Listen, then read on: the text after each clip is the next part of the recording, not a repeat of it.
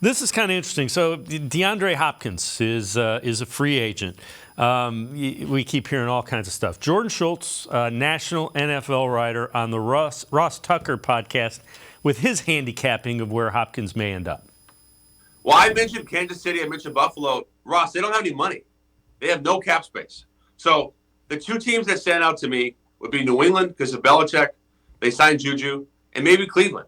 And I would love to see him rekindle that magic with Deshaun Watson. Obviously, Amari Cooper's there as well. They do have some space. Andrew Berry could get aggressive. It's an odd time, though, for Hopkins in the sense that, yes, he's a perennial All-Pro. He's 30. He's still a really good player. But teams have already allocated their money for skill positions. So I don't necessarily think there's a rush. He has new representation. But Cleveland and New England stand out to me. I'm just selfishly thinking, can you imagine what it would be like to have Hopkins, Diggs, and Allen, or Mahomes, Kelsey, and Hopkins? I don't know how you get there from a financial standpoint. And again, Corey, it's kind of interesting. I kind of go back and forth with Hopkins. On the one hand, really productive years with Deshaun Watson. The question is he still that guy? He's on the other side of 30. Yeah, it's important to take a look at how Hopkins has traditionally won, and he's never been an elite separator. He's always kind of been an above the rim kind of guy. And so with that being the case, like, is that going to translate now that he is 30? Again, he was still really productive when him and Kyler Murray were on the field together last year. So that's important to remember. Again, he was suspended early in the season, and then Kyler Murray got hurt near the end of the year. But that middle chunk where they were together, he was still really productive.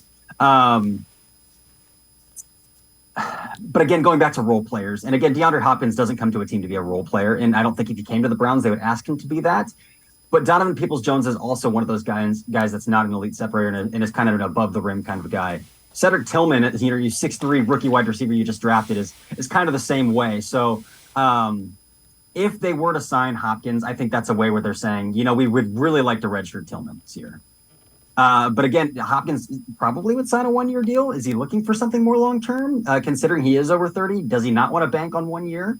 So if he could lock down some future money, would he take that instead? The Browns have the cap space. Again, they're going to get $11 million more on Friday when June 2nd hits for the Clowney and the Johnson III cuts. So they're going to be at about $15 million. Is that enough to get it done in year one? Again, typically they do really low year one cap hits, so they could probably make it work $5 million, assuming it's a multi-year deal. But again, if it's a 1 year deal, OBJ really blew the market out of the water for 1 year deals. Like that's going to be tough to match. So if that's what Hopkins is looking at, man, that I could dream about it for 1 year. I think it would be really fun. You could say, you know what, Cedric, redshirt this year. Donovan Peoples-Jones is in a contract year. I think that would be an indication. Maybe they would just say Cedric's coming in next year. I don't know.